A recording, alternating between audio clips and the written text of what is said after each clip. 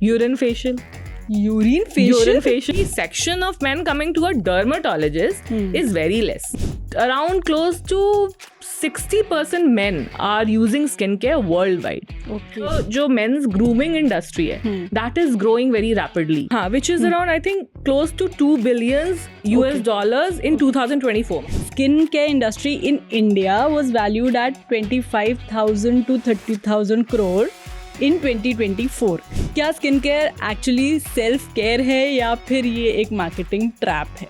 Then menstrual blood facials. तो जब आप पानी पियोगे, अगर हमारा बॉडी का मैकेनिज्म है वो तो ये सोचेगा ना कि पहले इंपॉर्टेंट ऑर्गन्स को दो, हार्ट को दो ताकि वो ब्लड पंप करे, ब्रेन को दो ताकि वो सोचे, स्किन को सीधे थोड़ी दे दोगे कि स्किन ग्लो करे. लोग कहते हैं कि डर्मेटोलॉजिस्ट के पास जाना है, स्किन केयर ट्रीटमेंट करवाना है तो किडनी बेचनी पड़ेगी. सो पिंपल्स कभी भी ऑयली स्पाइसी फूड से नहीं होएगा. पता नहीं क्यों होता है कि पार्टी में जाना है तो एक दिन पहले पिंपल आ जाएगा. पिंपल को कैसे पता चलता है? एक फीमेल के पूरे एंटायर साइकिल जो 4 वीक्स का साइकिल होता है उसमें भी उसका स्किन कितना ऑयली है या कितना ड्राई है वो भी डिपेंड करता है ये हार्मोनल लेवल्स पे. अनदर रीजन कि अगले जन्म मुझे बिटिया ना कीजो. बिल पार्टनर या अपनी वाइफ का फेस वॉश ले लेते हैं. I remember my like I bought a good hair serum for myself and my husband started using it और फिर उसको तोड़ दिया. फेस क्रीम को हाथ पे मत लगाओ, ये इतना स्पेसिफिक होना ज़रूरी होता है क्या? पार्लर वाली दीदी से बहुत परेशान रहते हैं लोग क्योंकि वहाँ एक बार आप गए तो आपको पता चलेगा आपकी सबसे ख़राब स्किन है, सबसे ख़राब बाल हैं, आपने ये ट्रीटमेंट नहीं लिया, ये वाला ले सकते हो. I have been drinking only 1 glass of water for many years. Okay.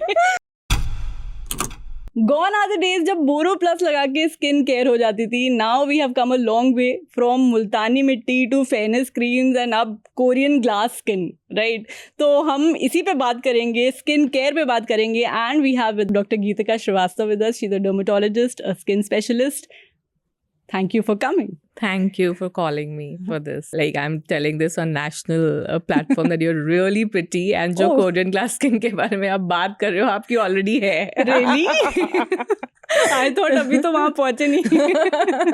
No, obviously there's scope for improvement for everybody's skin, but you have a beautiful skin. That's what I noticed when I first saw you. Thank you so much. पहली चीज़ तो हम भी यही पूछना चाह रहे थे कि how stressful it is for you to take care of your skin. मतलब as a skin specialist, you have to be in that zone कि एकदम perfect skin होनी चाहिए because people are coming to you.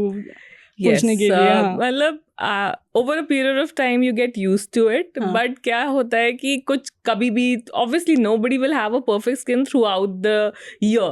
कुछ दिन होता है जब तुम्हें मन नहीं करता कुछ भी करने का तो the patient will come and point at you that you know you have those pigmentation mark. तुम क्या कर रहे हो? तू क्या स्किन केयर करेगी रे?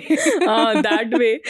So like and some of them are so muffled वो तो upfront बोल देते हैं कि हम तो पहले डॉक्टर को देखते हैं फिर हम देखते हैं कि मतलब हम उससे कुछ ट्रीटमेंट करवाएंगे कि नहीं. अच्छा. तो यस डर्मेटोलॉजिस्ट पे है अब थोड़ा सा स्पेशली अगर आप एस्थेटिक प्रैक्टिस कर रहे हो थोड़ा सा है pressure to look the best. And जब भी मैं किसी कॉन्फ्रेंसेस में भी जाती हूँ तो तुम कितना भी तैयार हो जाओ कोई ना कोई तुम्हें आउटडू कर ही देता है.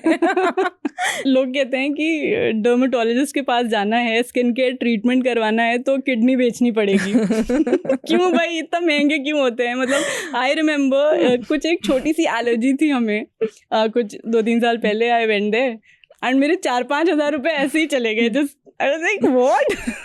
डर्मेटोलॉजी थोड़ा नोटोरियसली अनफेमस हो गए, अनपॉपुलर हो गए हैं. बट आप हेल्थ केयर देखो प्राइवेट सेक्टर का health care is like that only. If you go and by God forbid if you have to get admitted in an ICU for even a day or two, वो लाखों का खर्चा हो जाता है. तो उसके हिसाब से तो ये हज़ारों में खर्चा है.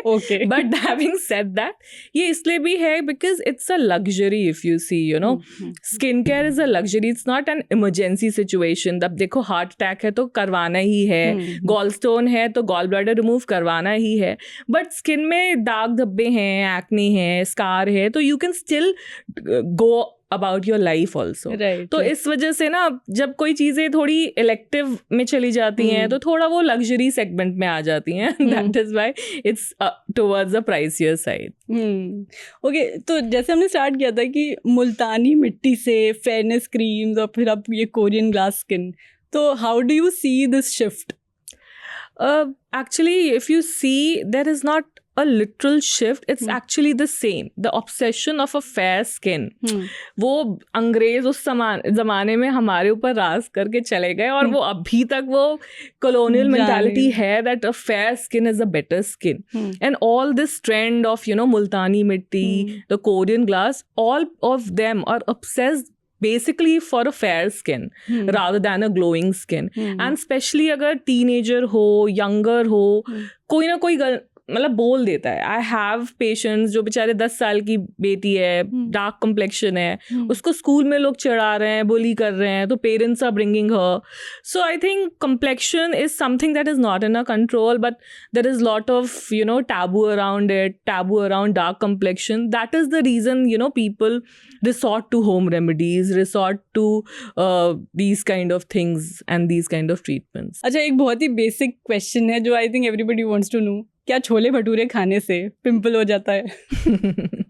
सो पिंपल्स कभी भी ऑयली स्पाइसी फूड से नहीं होएगा. ये ना बहुत कॉमन है कि हम ऑयली खा रहे हैं, स्पाइसी खा रहे हैं, इसीलिए पिंपल्स हो रहे हैं. पिंपल्स बस 2 कैटेगरी के फूड से होते हैं. एक होता है डेयरी और एक होता है शुगर. डेयरी में भी आप पनीर खाओ, दही ले लो, but cow's milk and tone milk we have to avoid because वो हमारी बॉडी में इंसुलिन ग्रोथ फैक्टर बना देता है. और डेयरी इसलिए और शुगर इसलिए because sugar suddenly glucose spike कर देगा because of that again insulin resistance.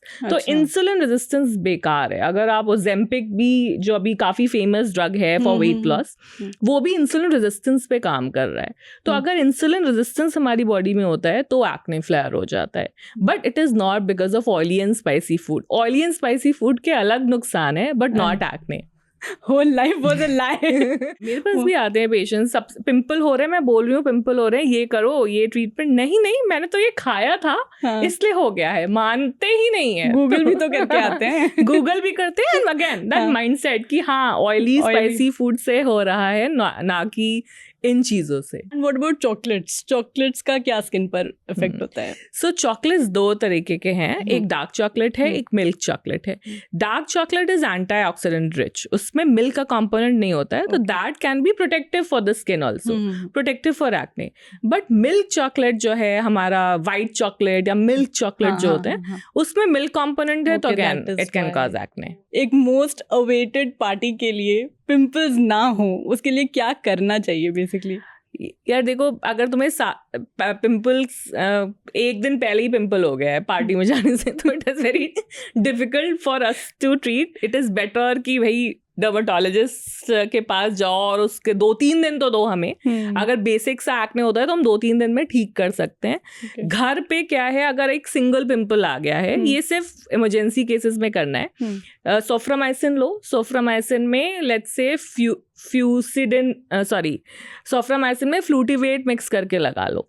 So it's a little bit of steroid and a little bit of antiseptic. तो फ्लूटिवेट लाइक कैन यू थोड़ा elaborate? Flutivate is a steroid ointment. ये ना ये Betnovate, फ्लूटिवेट, ये बहुत common है, सुना होगा. अगेन फेयरनेस ऑब्सेशन है, तो वो केमिस्ट शॉप में मिल जाता है और वो बेटनोवेट लोग लगाते रहते हैं for to get fair skin. Again a wrong thing to do. But वो अगर पिंपल है और बिल्कुल 24 आवर्स में उसको ठीक करना है, so either you can go for this combination जिसमें आप सोफ्रामाइसिन और ये फ्लूटिवेट मिक्स करके लगा लो and then it will settle down. या आजकल एक्ने स्पॉट करेक्टर्स भी हैं, नाइका में अवेलेबल है, वो सिर्फ उस एरिया पे स्पॉट करेक्ट कर देते हैं and it works.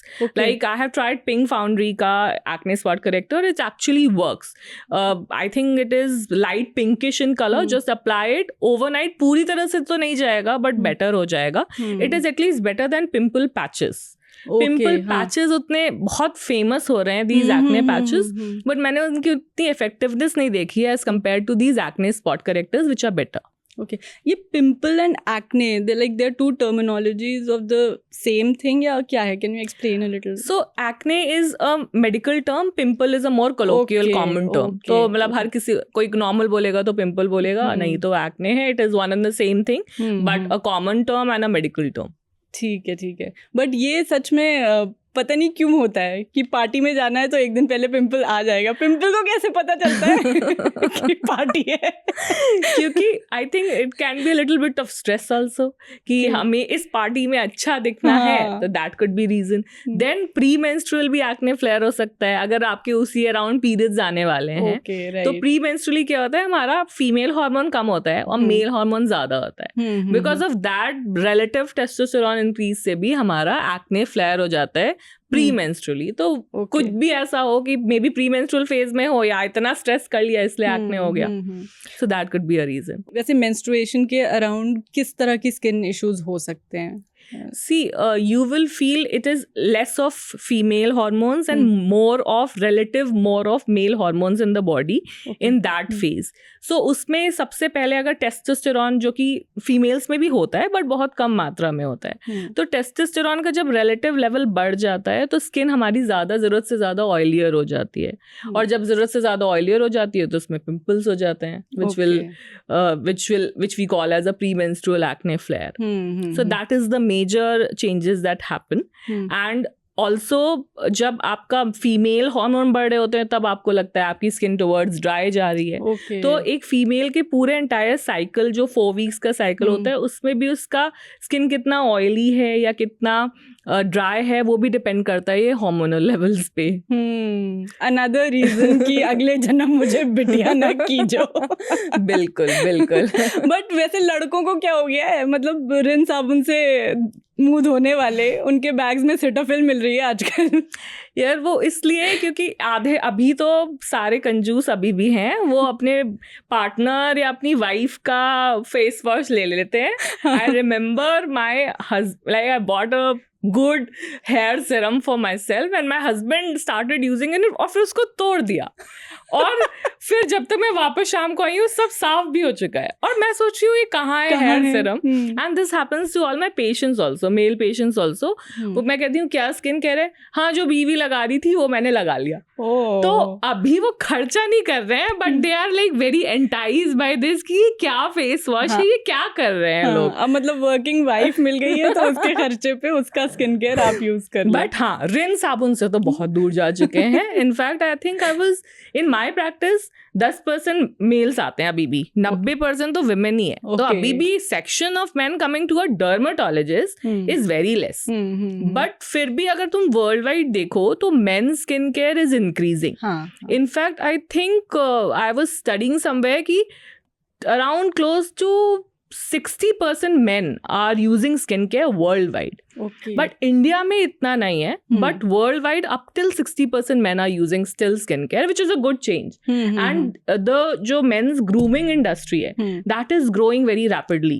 Which is around I think close to $2 billion US in 2024, मतलब last year. और 7% ग्रोथ हो रही है. तो इतनी ग्रोथ तो तभी होगी ना जब डिमांड है. तो डिमांड तो है अब. So men are using skincare in general. Everybody यार, even these young girls are using skincare. My 12-13-year-old niece, she is mad after.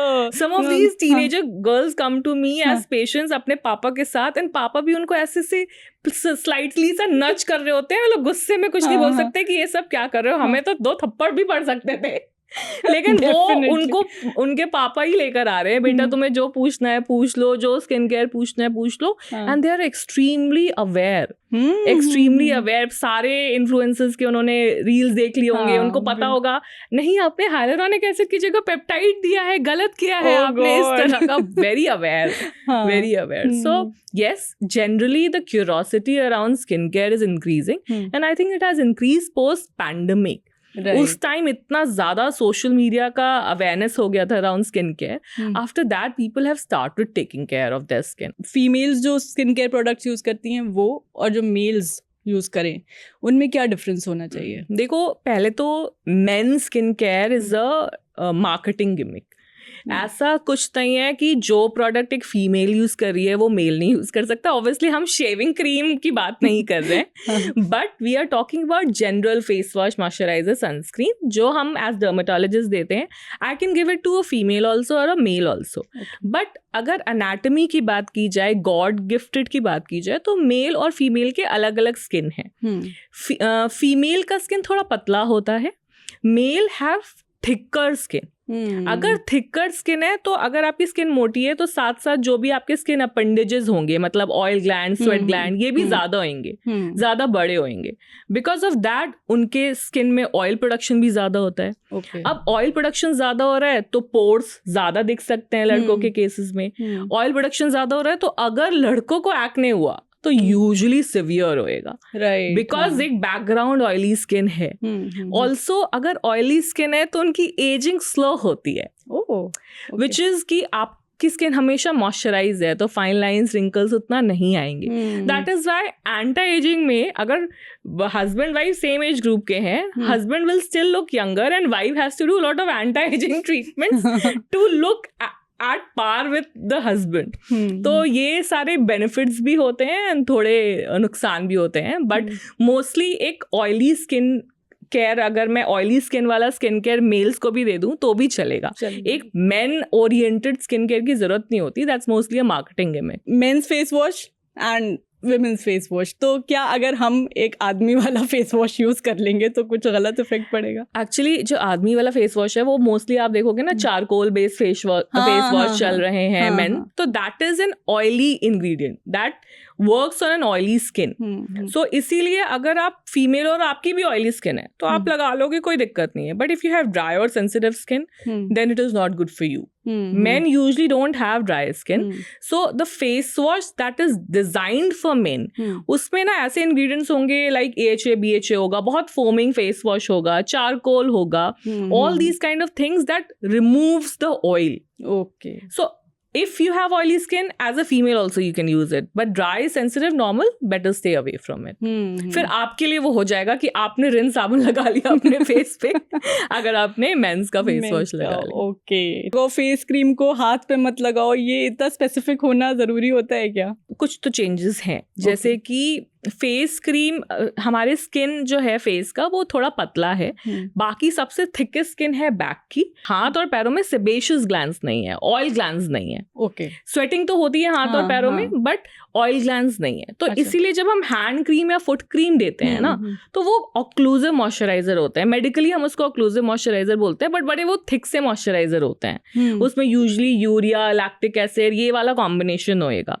And because of that अगर उसको आप चेहरे पे लगा लोगे, एक तो लैक्टिक एसिड है इन अ हाई कॉन्सेंट्रेशन तो रिएक्शन कर सकता है. दूसरा, इतना थिक प्रोडक्ट लगा रहे हो तो पोर्स को क्लॉग करके व्हाइट हेड्स, ब्लैक हेड्स कर सकता है, कंजेशन कर सकता है. सेम अगर आपने फेस का जो मॉइस्चराइजर है वो बॉडी पे लगा लिया तो वो उतना हाइड्रेट नहीं करेगा, उतना मॉइस्चराइज नहीं करेगा. बैक की स्किन इतनी ज्यादा थिक है, हाथ पैर इतने ज्यादा थिक स्किन है, तो वहां पे वो इतना मॉइस्चराइज नहीं करेगा. तो it is better to use a different body moisturiser. अगर हाथ बहुत सूखते हैं, बहुत ड्राई हैं, डिफरेंट हैंड क्रीम, एड़ियां फट रही हैं तो डिफरेंट फुट क्रीम और face moisturiser. I know it is too high maintenance. सर से लेके टोज तक आप अलग अलग अलग क्रीम ले लो. I will also agree. मैं इतना सब कुछ नहीं करती हूँ. मैं भी सिर्फ अपना फेस का ही फिलहाल ध्यान रखती हूँ. But if you have time and if you're a big skincare enthusiast, body में itching हो रही है. Body में itching is a sign that your skin is dry. Please start using moisturizer. आपको लगेगा मेरे को रैश हो गया, मेरे को एलर्जी हो गई, but that's lack of moisturization. तो इस तरह के कोई सिम्टम आ रहे हैं, then definitely use a body moisturizer. Hand and foot cream अगर फटी एड़ियां हैं या हाथ ड्राई है तब कर लो. So that is what we can do rather than ये सारा बड़ा लंबा चौड़ा regime. Okay. And similarly body wash and soap, एक सोप लक्स या कुछ ऐसा हो गया जो आता है, और बॉडी वॉश जो होता है उसमें क्या डिफरेंस होता है? So body wash is milder as compared to soap. Soap में ना सिंडेट्स होते हैं, डिटर्जेंट्स होते हैं, so they are much more abrasive and they can make your skin dryer. Body wash में वही चीज होगा but in a milder format. Because of that it will clean your skin but it will not necessarily dry out your skin. But जब body wash हम लगा रहे होते हैं, मैंने अक्सर देखा है कि लोग लूफा यूज करते हैं, वो लूफा से लगाते, don't apply it with their hands, but that's a wrong thing to do. Loofah अगर हम बहुत अपने बॉडी पे लगाते रहेंगे, it can scratch the skin, it can create friction into the skin and something like macular amyloidosis, एक pigmentation problem है, वो हो सकता है. सो बॉडी वॉश यूज करो but apply it with your hands rather than with loofah. Skincare industry in India was valued at 25,000 to 30,000 crore in 2024, which is a big amount. तो क्या skin care actually self care है या फिर ये एक marketing trap है? नहीं, it is definitely self care. It is definitely, और ये मैं इसलिए नहीं कह रही क्योंकि मैं डर्माटोलॉजिस्ट हूँ और मैं चाहती हूँ मैक्सिमम लोग स्किन केयर करें, but as a individual also, as a person also, the days when I will put a clay mask, let's say, on my face, मुझे पता है उससे कोई ज़्यादा फर्क नहीं पड़ने वाला, but that is a me time, that is something that I'm doing for myself. एक शीट मास्क लगा रही हूँ. हम पार्टी में जाते हैं, हम अपना बेस्ट दिखना चाहते हैं. We will put all different kinds of makeup if there's a big social event to attend, but तुम ये भी सोचो कि कुछ चीजें हैं तो मेकअप भी नहीं छुपा सकता, like your sagging skin, your acne, your scars. तो आप वो स्किन केयर बीच में इसलिए करते हो so that whenever you go to a social event you look the best and the makeup also sits well. So it is actually self care. You think it's self care? I think it's both actually. Self care है but इस extent तक कि भाई आप एकदम बहुत ज़्यादा amount of पैसे अगर आप खर्च किए जा रहे हो देन डेफिनेटली कुछ तो. और मतलब अगर ऐसे देखें, जैसे for example Cetaphil only expensive होता है भाई. मतलब एक नॉर्मल अगर हफ्ते में 2 हफ्ते में अगर खत्म हो रहा है आपका एक. अच्छा, लेट्स अब आपकी बात सुन के मैं इसको स्किन केयर को ना एस्पिरेशनल मानते हैं. ओके. जैसे कि ट्रैवल एस्पिरेशन होता था, अभी भी है. Like if I will ask my staff what do you want to do, तो उनके लिए एस्पिरेशन है going to a gym regularly, travelling. So skin care is also aspiration now. If you, हम मॉल में बैठे हुए हैं, हम अपना कॉफी पी रहे हैं और हमें चलते हुए कोई लड़की दिखेगी कि जो बड़ी ग्रूम्ड लग रही है, she will also have good skin. So I think it is now a symbol of status, you can say. Correct. So in a way, it is an aspiration, and that is why people want to achieve it. Not everybody will have funds, let's be real. Not everybody will have that kind of money, but they still want to do the best in their capacity ताकि उनकी skin अच्छी लगे. Because वो जिसको भी idolize कर रहे हैं, उसकी स्किन अच्छी है. You know, तो not everybody is spending money, but आप एक तरह से अच्छा है ना, उनके अंदर वो होप जगा रहे हो कि मैं ज्यादा मेहनत करूँ, ज्यादा पैसा कमाऊँ और ज्यादा स्किन केयर कर लूँ. It's always good to look good, right? Always, right. हाँ, कॉन्फिडेंस तो आता है, no doubt. I remember there was a time जब हमें भी वो स्टबल अच्छा लगता था, थोड़ा ऐसा रफ स्किन अच्छी लगती थी. And now my cousins and everybody they are like into नई कोरियन ग्लास स्किन जो है वो वाले लड़के अच्छे लगते हैं. हमारे इंडियन लड़के भी अच्छे हैं. All my little cousins they all mad after Korean boys. बहुत कुछ चल रहा है, के ड्रामा, के ब्यूटी. अभी कितने कोरियन रेस्टोरेंट्स खुल गए हैं, तो I think they are promoting their culture which is good. But तुम पहले मुझे ये बताओ, what do you think of a Korean glass skin? तुम बोल रहे हो ना मुझे कोरियन ग्लास स्किन चाहिए, but what is your understanding of a Korean glass skin?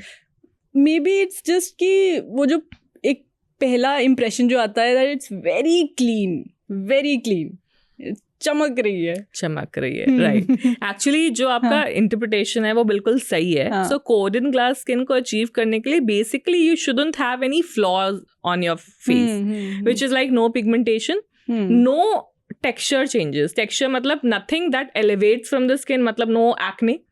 Nothing that goes beyond the skin, मतलब कोई scar नहीं. तो पहले तो skin health अच्छी होनी चाहिए, which is no scar, no acne, no pigmentation. And then once you achieve that, तो skin को hydrate कर दो. जितनी skin hydrated होगी, because ऑयली स्किन है तो आपका नेचुरल हाइड्रेशन है तो वो ग्लो करता है. बट अगर किसी की ड्राई सेंसिटिव स्किन है, तो वो डल हो जाता है, तो उसको हाइड्रेट कर दोगे तो ग्लो आ जाएगा। तो कोरियन ग्लास स्किन अचीव करने का सिंपल तरीका है, पहले असेस कर लो अपना स्किन, पिगमेंटेशन एक्ने स्कार्स उसको ठीक कर लो और फिर हाइड्रेट करने लगो with different kind of hydrating products. ये मॉइस्चराइजर अवेलेबल है, फेस मिस्ट अवेलेबल है, शीट मास्क है, इन सबको यूज करके स्किन को हाइड्रेट कर लो and get that Korean glass skin. Okay, but क्या रीजन, क्लाइमेट, इसका भी फर्क पड़ता है? बिकॉज कोरिया में मे बी एक अलग क्लाइमेट है एंड इंडिया में अलग, तो इंडिया में बैठ के वहाँ की स्किन अगर आप अचीव करना चाह रहे हो तो it can be achieved. See, देखो कोरियन ग्लास स्किन का interpretation is basically hydration and a smooth texture. Okay. That can be achieved for Indian skin type also, but Koreans के अपने problem है. Korean skin is a lighter skin type as compared to us. सो उनको pigmentation के freckles वाले problem बहुत हो जाते हैं। यू नो, वर्ल्ड वाइड हम अपने स्किन टाइप को इतना सेलिब्रेट नहीं करते। We are type 4 skin type, मतलब हम फेयर भी दिखेंगे पर हमें फ्रेकल नहीं होंगे। पर बाहर अगर आप कॉकेशियन पॉपुलेशन में जाओगे, अगर वो फेयर होंगे तो उनको रिंकल जल्दी हो जाएगा, उनको फ्रेकल्स हो जाएगा और उनके रेड पैचेस होंगे, उसको सन डैमेज बोलते हैं, ह्यूलियोडर्मेटाइटिस बोलते हैं। तो इंडियन स्किन इज वैसे अमेजिंग बिकॉज वो फेयर होकर भी स्किन को प्रोटेक्ट कर रही है फ्रॉम सन रेज और इसीलिए फ्रेकल्स नहीं हो रहे हैं। Korean skin is a shade lighter than us, तो उसमें फ्रेकल्स हो जाते हैं। तो वो प्रॉब्लम वो अपने वो उनका मार्केटिंग है। हाँ। वो फ्रेकल्स को छुपा देते हैं और वो जो उनकी पॉजिटिव चीजें हैं उसको हाईलाइट करते हैं, which is a smooth texture and also a shiny skin. But also Koreans have amazing food habits also. मतलब हम छोले भटूरे खाते हैं और समोसे खाते हैं। Yes. बट वो ब्रॉथ बेस खाते हैं ना, सब कुछ उबला होता है। तो वो वाली चीज़ से भी आपका इंटरनली भी तो आप डिटॉक्सिफाई हो रहे हो, and that is also having an impact on the skin. So what we eat also creates lot of, या तो अच्छा खा लो या अच्छा दिख लो या अगर अच्छा गंदा खाना है तो डर्मेटोलॉजिस्ट की हेल्प चाहिए होगी। Dr. Geetika is here. Yes. Are fairness creams still a thing in 2025? देखो, fairness creams are still a thing. People are talking less about it. वो Fair and Lovely को भी अब उन्होंने नाम चेंज कर दिया है. But I don't know whether I'm supposed to say this or not, but ये ब्रांड का जब भी मैंने देखा है कुछ पेशेंट्स ने जो कि बहुत सालों से यूज किया है, it has led to that pigmentation patches on their face. And in fact when I was in AIIMS एक स्टडी भी चल रही थी when they were doing patch test कि इससे रिएक्शन कितने लोगों को होता है, which was a very high percentage. And the sad thing about this brand is that इन्होंने ना लोगों के इमोशंस के साथ एक तरह से खेला है। It was not effective. एक होता है कि तुम उस प्रोडक्ट को लगाओ and you are actually seeing an improvement in skin tone, but that didn't happen. But they just marketed it so well that people started using it left, right and center. Correct. And see, you are fair, I am fair, we won't be able to really understand the emotional turmoil that goes inside a person who is not fair. But getting obsessed for fairness has a lot to do with the societal pressure also. Correct. या तो आपके friends बोल देंगे या कोई relative बोल देगा, शादी की बात होएगी तो इन लॉज जो फ्यूचर प्रॉस्पेक्ट इन लॉज हैं वो बोल देंगे। That is a sad reality of our society कि थोड़ा तो फेयरनेस ऑब्सेशन है एंड अभी भी उसका मार्केट है। ये जैसे आप फेयरनेस क्रीम्स की बात कर रहे हो, उसी तरह एक ग्लूटाथियोन करके एक स्किन ट्रीटमेंट भी है जो इसीलिए पॉपुलर हुआ है क्योंकि एपरेंटली वो आपके स्किन को फेयर कर देता है। बट आप अपनी स्किन को कंप्लीटली फेयर कर नहीं सकते। The skin tone that you're born with, you can achieve that. कि जो environmental exposure से जो skin dull हो गई है, मुरझा गई है, वो tan हो गई है, उसको आप ठीक कर सकते हो. But to get another shade lighter, very tricky. To get another shade lighter, Instagram filter use कर लो यार. नहीं यार, it's like that also is कि हम accept नहीं कर रहे हैं the way that we are. You know, we should. मेरे ख्याल से the tagline of Influence Clinic, which is I'm the founder of Influence Clinic, is be beautiful, be influential. Because I come across women all the time जो कि very regularly skin treatment करवाते हैं और जब भी मैं उनसे बात करती हूँ मुझे समझ में आता है there is some insecurity which is deeply instilled into them. And that is not a good thing. लड़कों के साथ तो ऐसा नहीं हो रहा. If still 10% of men are only coming to me and only 90% women, that means all the questioning is for the women. कि वो ऐसा क्यों दिख रही है, उसका इतना वेट क्यों है, उसकी इतनी हाइट क्यों है, उसके बाल, नाक, everything. Why that? We should also, मतलब मैं फेमिनिज्म इतना प्रमोट नहीं करती, but this is something that I am really passionate about कि यार सुंदर बनो, बट वो इनसिक्योरिटी जो है ना उसको ट्रीट करो, so that you become beautiful as well as influential. Sunscreen का क्या सीन है, मतलब हाउ इम्पोर्टेंट इट इज? लोग कहते हैं कि रात को भी सनस्क्रीन लगा के सोना चाहिए. Is that true? So sunscreen awareness तो बढ़ गया है, डेफिनेटली बढ़ गया है. और अब माँ भी आते हैं अपने बच्चों के साथ कि मेरे बच्चे को सनस्क्रीन, पीडियाट्रिक सनस्क्रीन बता दो. हमने तो नहीं लगाया था, वैसे आपने लगाया था? नहीं लगाया था. तो पर मैंने भी 25 साल के बाद जब मैं डर्मेटोलॉजी वाले उसमें घुसी थी कि मैं डर्मेटोलॉजिस्ट बन रही हूँ, तब मैंने, क्योंकि मुझे फ्री सैंपल्स मिलते थे so sweet and honest. तो इसीलिए मैंने लगाना स्टार्ट कर दिया. तो यार स्टूडेंट लाइफ में इतने पैसे हमारे पास भी नहीं थे. लेकिन अब सनस्क्रीन अवेयरनेस बहुत बढ़ गई है. And now we have, the good thing is we have sunscreen in all price bracket. I think 200 रुपए से स्टार्ट होके it can go up till 5,000, 6,000, 8,000 for a sunscreen also. और जिसका जो बजट है वो उस हिसाब से लेता है, और वो सनस्क्रीन इफेक्टिव भी होते हैं. अच्छा, तो जैसे ये बजट की बात हुई, एक नोशन है कि जो कॉस्टली होगा वो ज्यादा इफेक्टिव होगा. Is that true? Not necessarily. देखो हम SPF की बात करते हैं सनस्क्रीन में हमेशा. SPF सिर्फ UVB को ब्लॉक करता है. जब सनस्क्रीन खरीदो उसका कवर देख लो, SPF कितना है, 30 भी चलेगा. As long as you're applying it effectively. 30 to 50 चलेगा. 50 के अबव सिर्फ सनस्क्रीन एक्सपेंसिव होगा, ज्यादा इफेक्टिव नहीं होएगा. और दूसरा देख लो प्लस साइन, उसमें प्लस साइन भी बना होता है. वो प्लस साइन भी जरूरी है क्योंकि वो प्लस साइन UVA को ब्लॉक करता है. तो उस हिसाब से तुम अगर चूज कर लोगे सनस्क्रीन अपने बजट में, तुम्हें मिल जाएगा. फिर तुम्हें इफेक्टिवनेस पता लग गई, फिर तुम सनस्क्रीन को चूज करोगे कि तुम्हें वो पसंद आ रहा है कि नहीं. क्योंकि टेक्सचर बहुत अलग अलग होता है. कुछ लोगों को वाइट आउटकास्ट नहीं पसंद आता, कुछ लोगों को वो स्टिकी चाहिए होता है, कुछ लोगों को मैट चाहिए होता है, कुछ लोगों को मिल्की चाहिए होता है. Then you can play around the texture and then जो सनस्क्रीन पसंद आ गया फिर उसको लाइफ लॉन्ग चलाओ. ओके. एंड ये SPF 30, SPF 50, what is it actually, और कैसे, हाउ डू यू डिसाइड कि ये मेरी स्किन के लिए बेटर है? सनस्क्रीन का SPF 30 और 50, राइट. तो 30 to 50 इज इनफ. अब ये होता क्या है, SPF stands for sun protection factor. जैसे मैंने बताया, इट इज द टेंडेंसी कि सनस्क्रीन UVB ब्लॉक कर रहा है कि नहीं.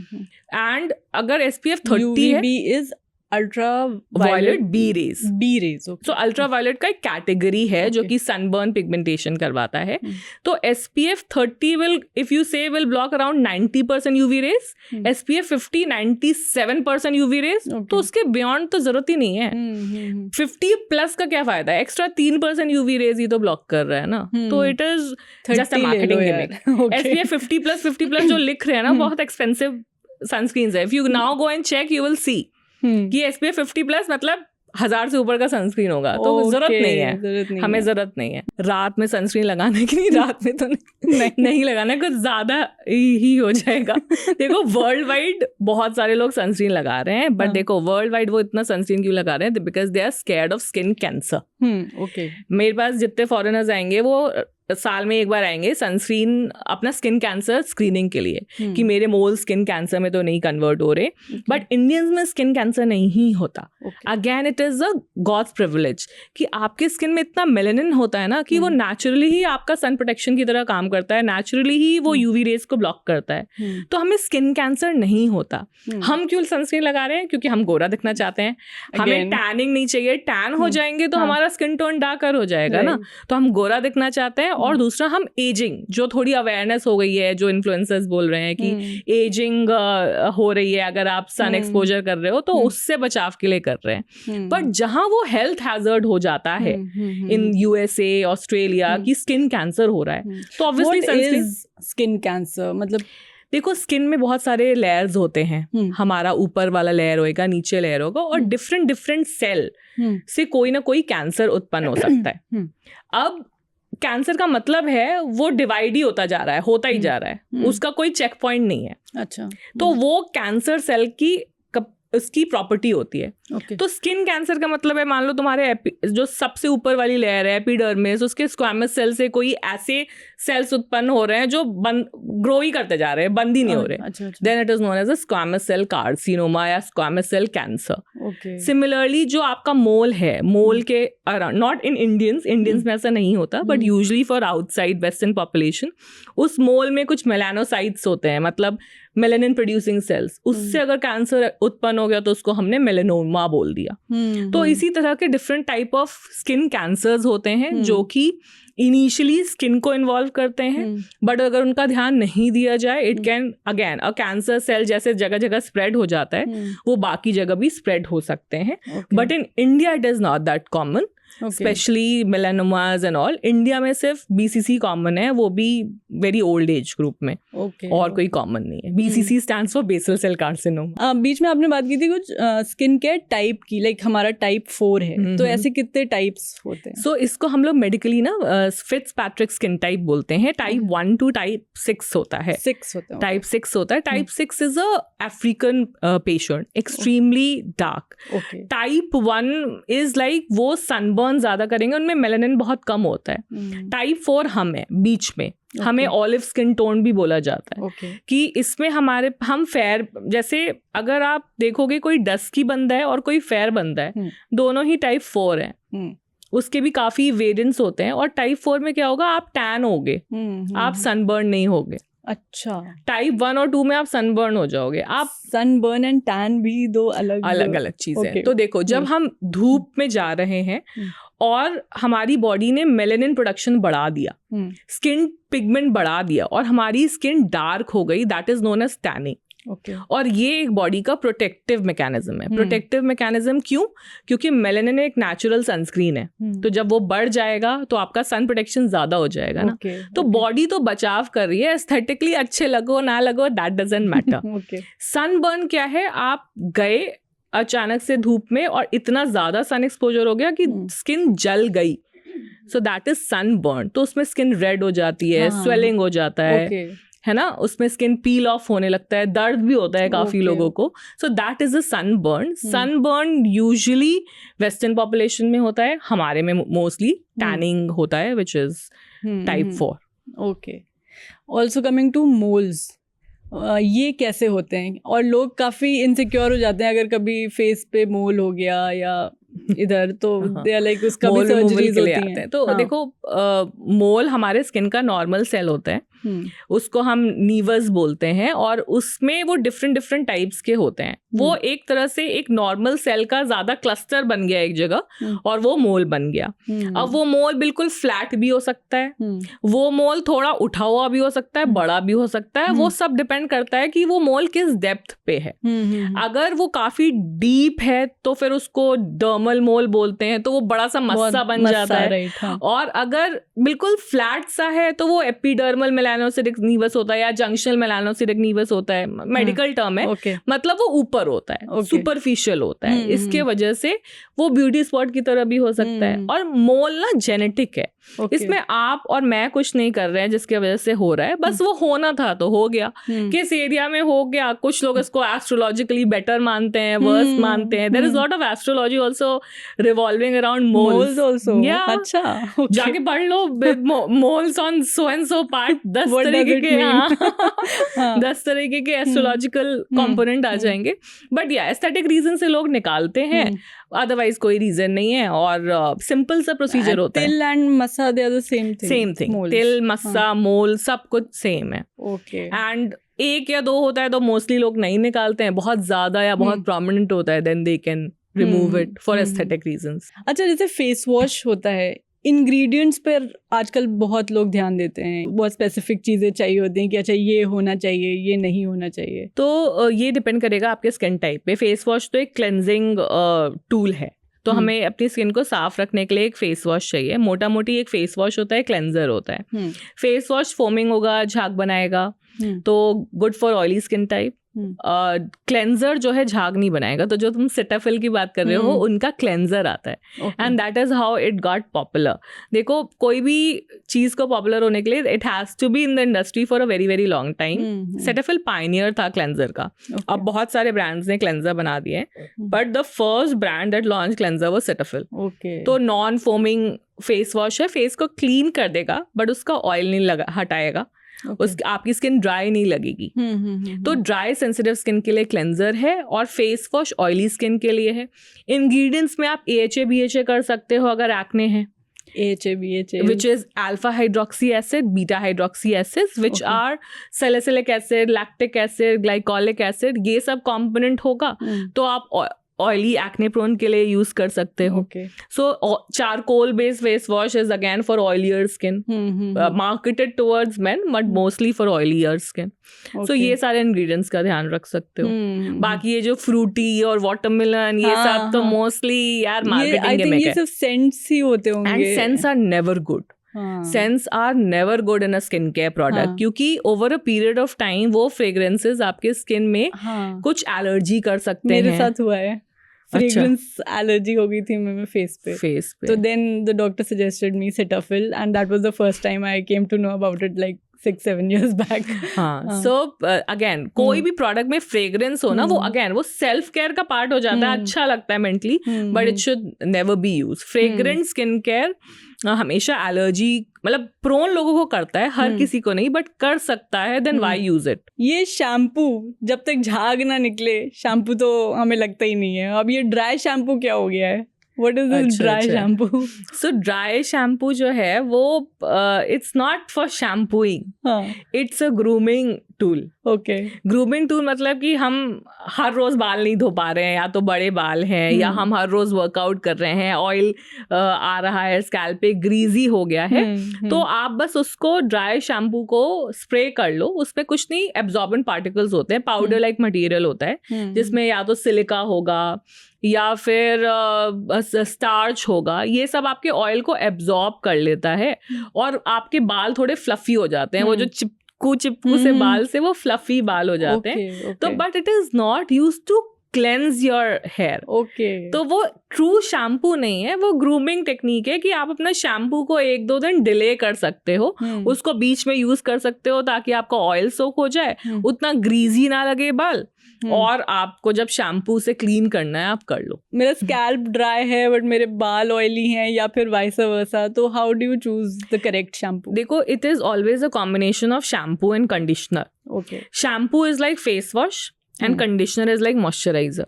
तो तुम्हारे जो बाल फ्रिजी हैं या बाल ड्राई हैं that will only get better with any kind of conditioner. But conditioner हर बार लगाना पड़ेगा और 5 से 10 मिनट उसको छोड़ना पड़ेगा. अगेन थोड़ा हाई मेंटेनेंस है, थोड़ा हेक्टिक काम है but that will only control the frizzy hair.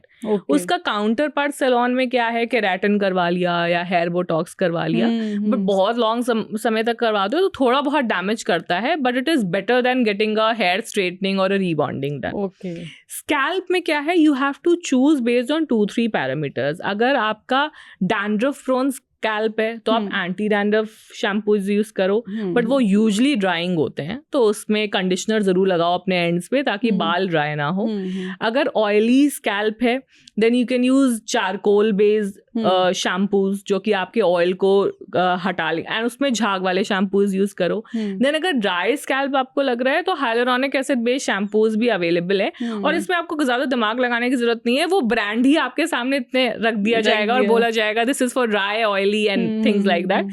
तो it is easier to choose but you have to just understand कि आपका स्कैल्प ऑयली है या ड्राई है. जो हम छोटे थे आई रिमेम्बर 1 रुपए का वो सैशे मिलता था क्लिनिक प्लस का या सनसिल्क का, ले आओ कर लिया खत्म.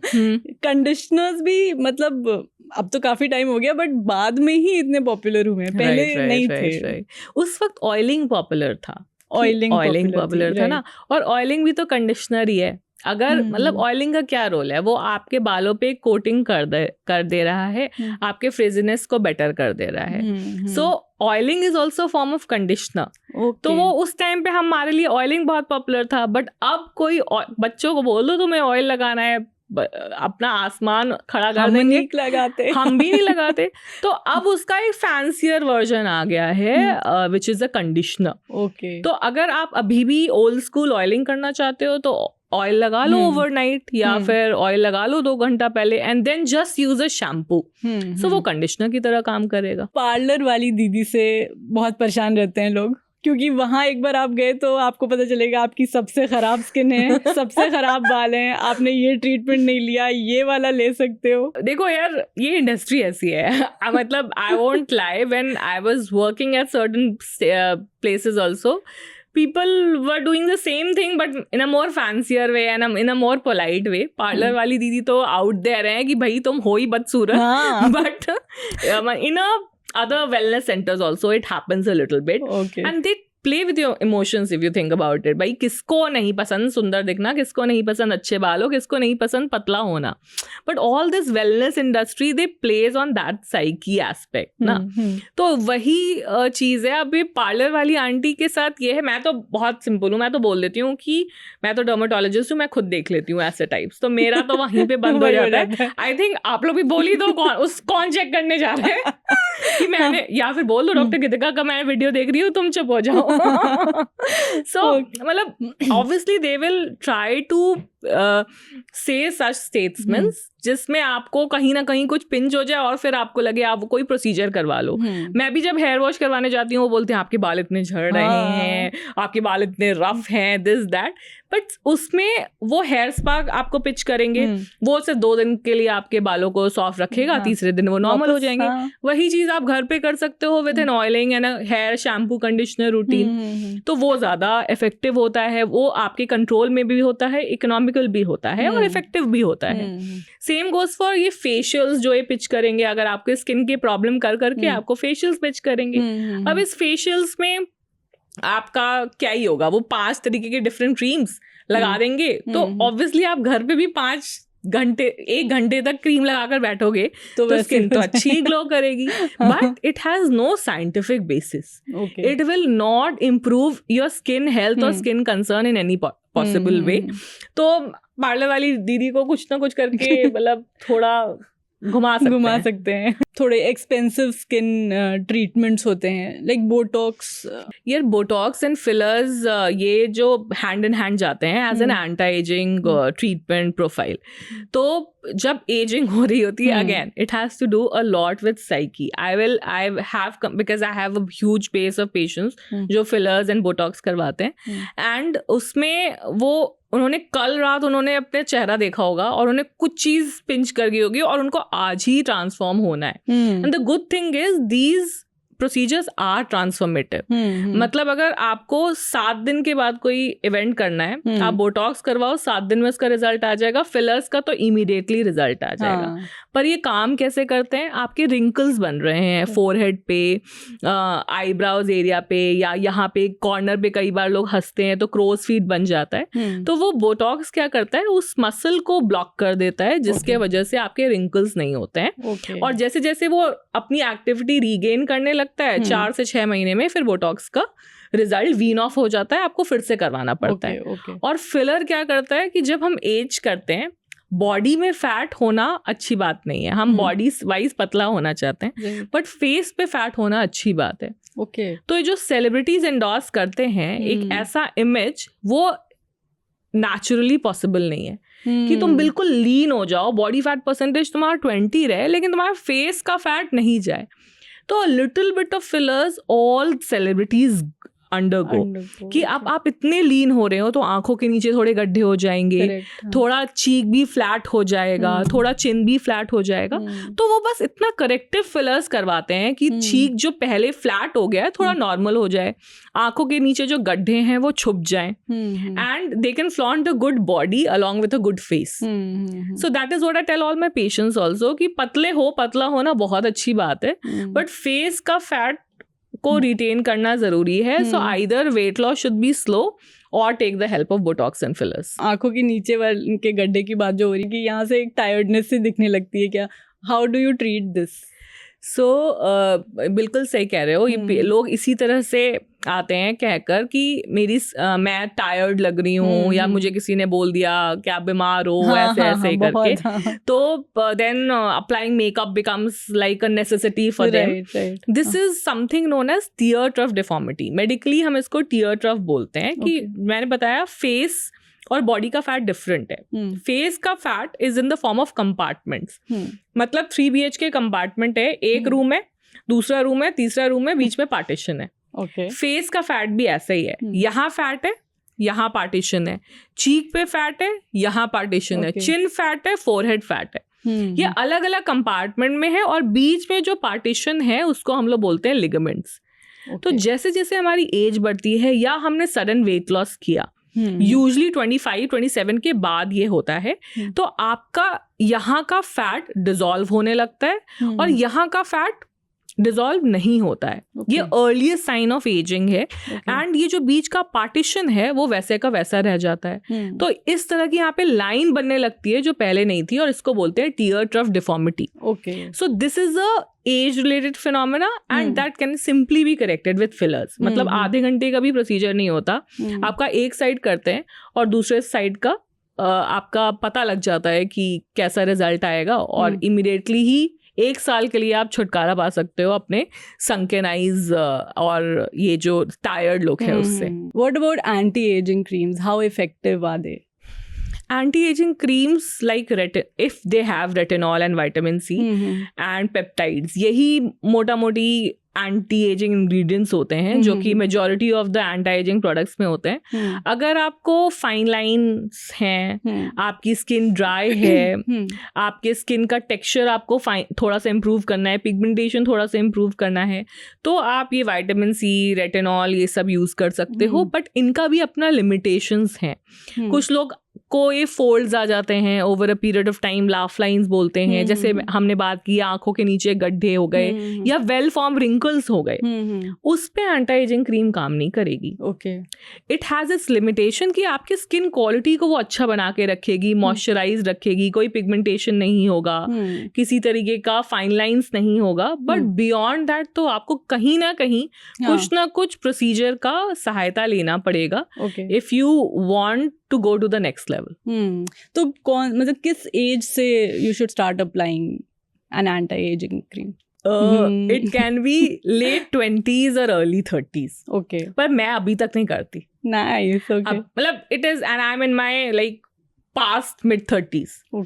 But मैं इसलिए नहीं करती because I'm very regular with my procedures and मैं क्लिनिक में ही बैठती हूँ तो मैं कभी भी कुछ भी प्रोसीजर करवा लिया।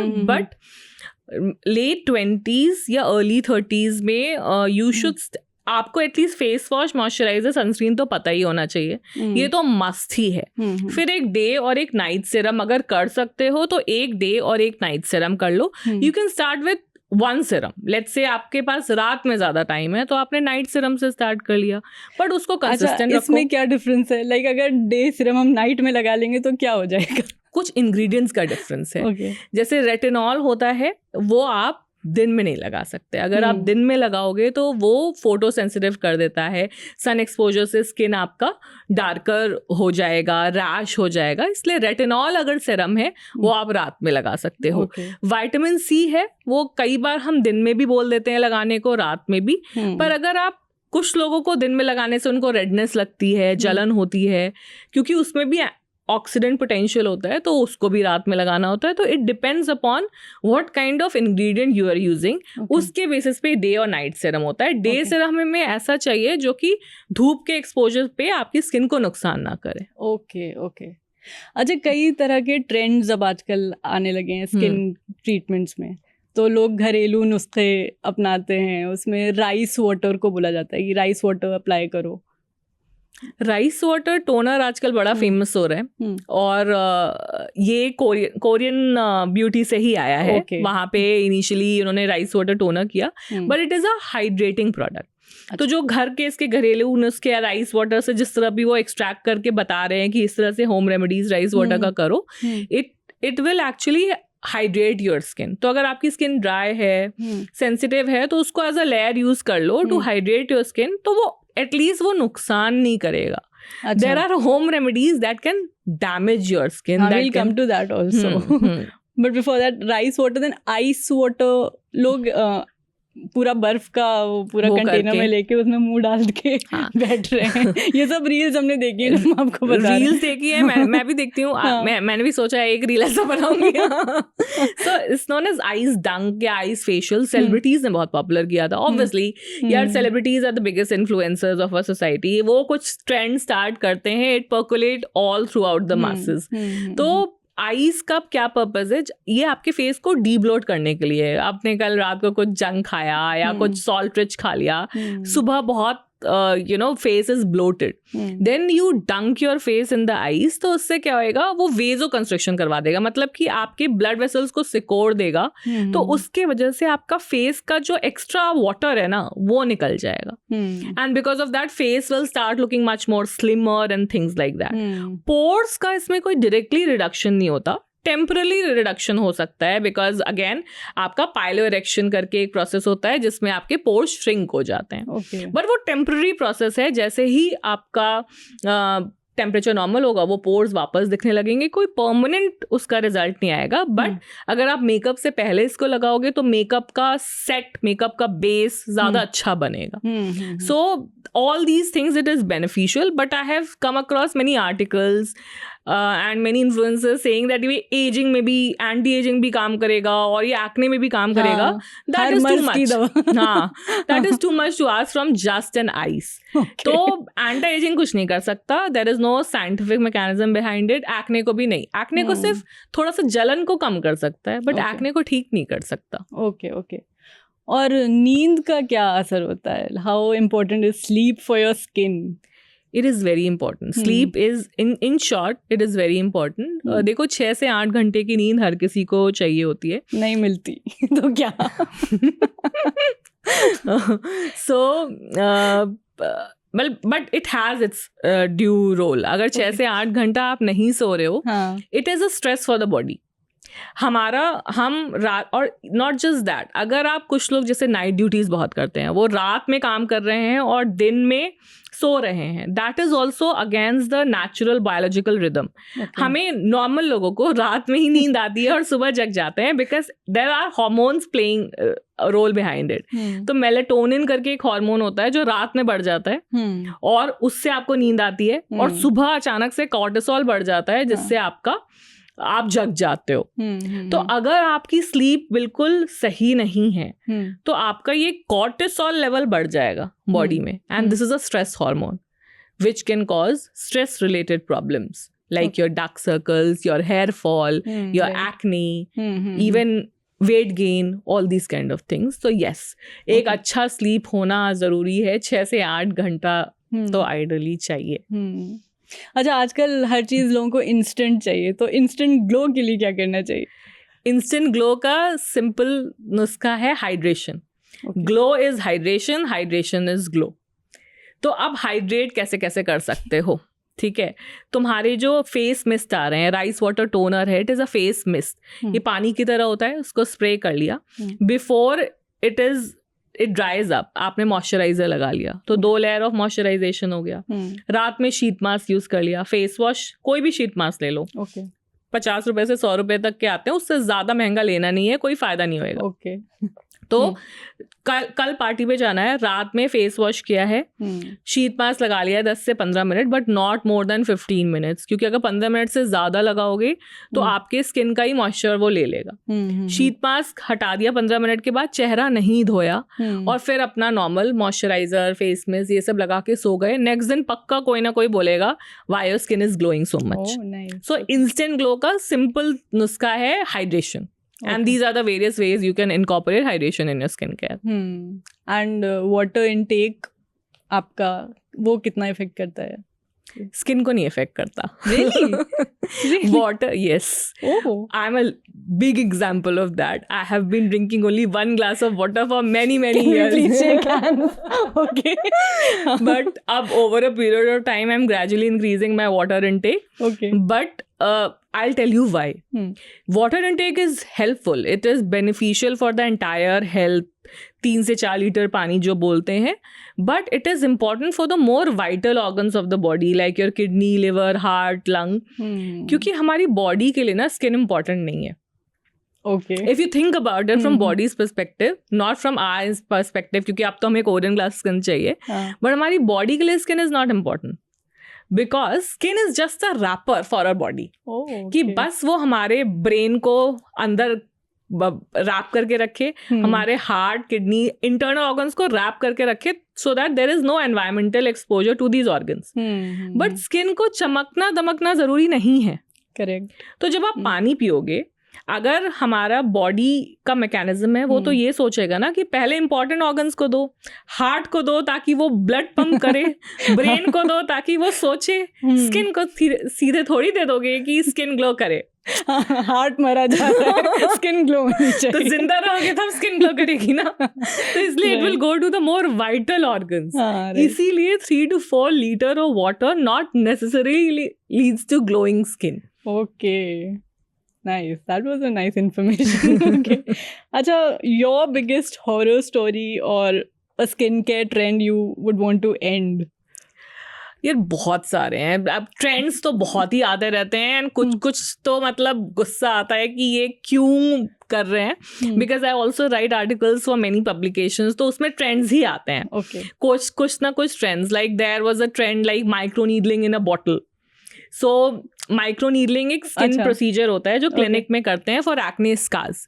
अब ये कंपनी कह रही है कि ये माइक्रो नीडलिंग हम तुम्हें बॉटल में भर के दे रहे हैं, मतलब ये सीरम इतना स्ट्रांग है कि तुम्हें माइक्रो नीडलिंग वाले रिजल्ट्स आ जाएंगे जो क्लिनिक में होते हैं, which is like improvement in your pores, improvement in fine lines, improvement in scars. But mostly ये मार्केटिंग का तरीका होता है, इसके रिजल्ट उतने अच्छे नहीं होते.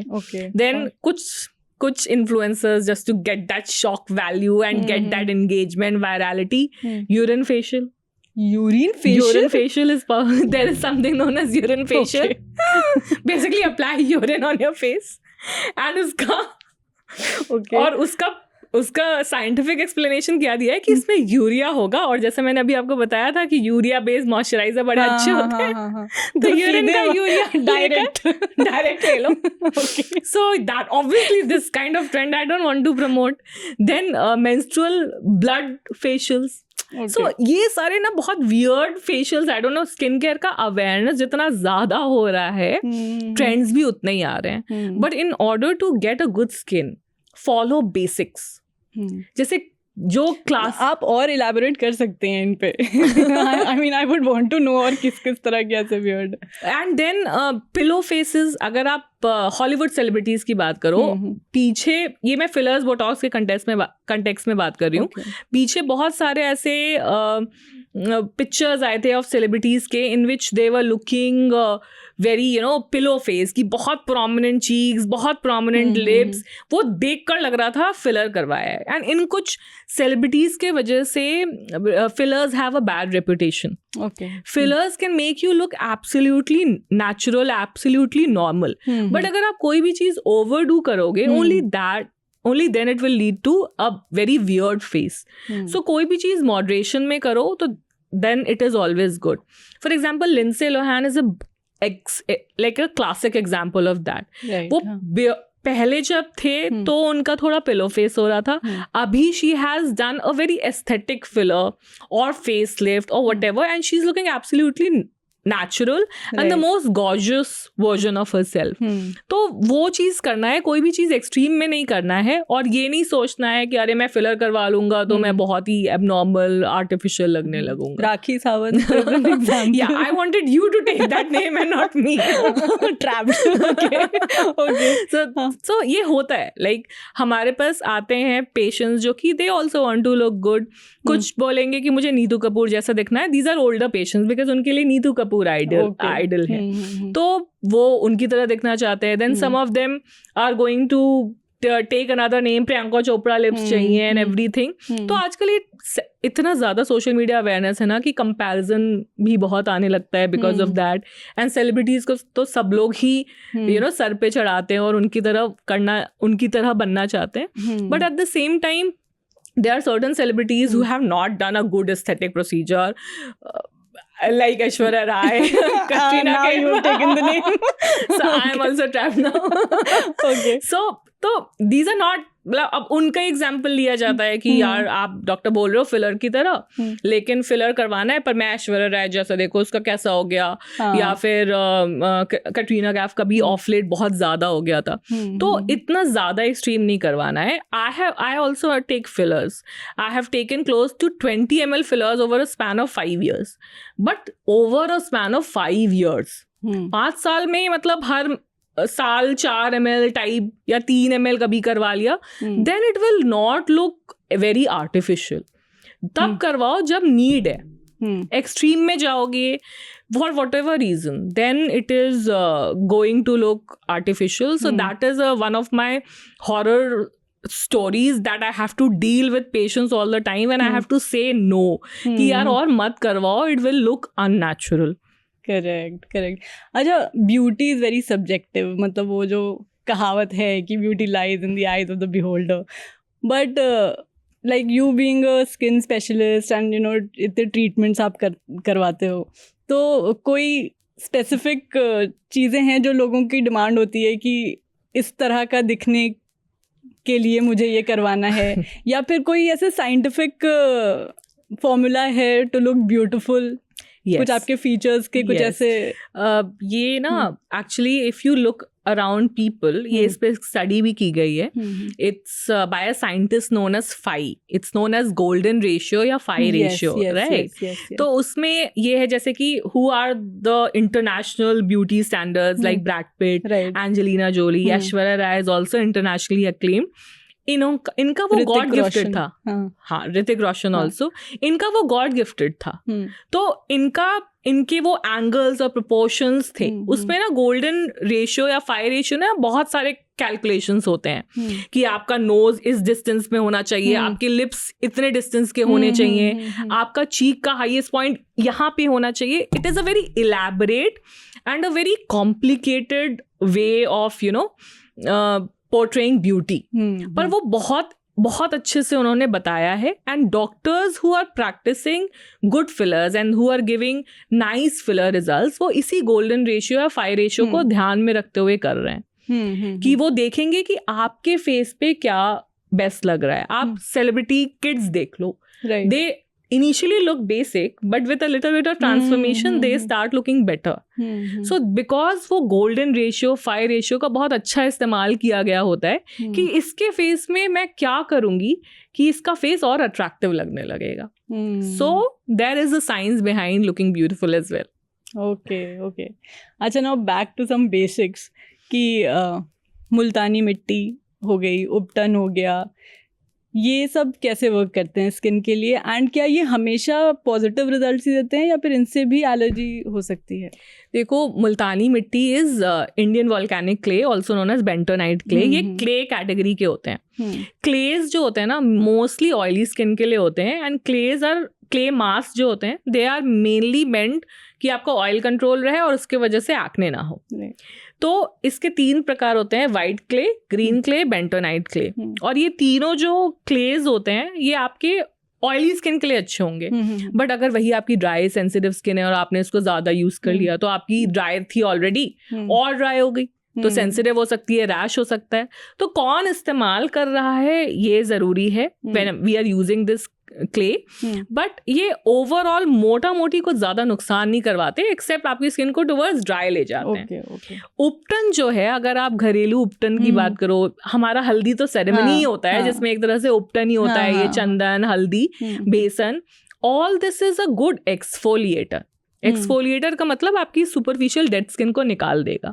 तो जैसे हम लोग भी इसको मेडिकल प्रैक्टिस में यूज करते हैं केमिकल पील्स की तरह, जिसमें हम चाहते हैं कि आपकी स्किन की सुपरफिशियल डेड लेयर निकल जाए तो अंदर की ग्लोइंग स्किन आ जाए. तो सेम चीज आपका उपटन कर रहा है and it works body polishing की तरह. इट वर्क्स, आपका एक्सफोलिएट कर रहा है, स्किन की डेड लेयर को निकाल दे रहा है। बट इसमें ना कुछ भी ऐसा चीज़ नहीं इस्तेमाल करना है जो आपकी स्किन को नुकसान पहुंचा सकता है।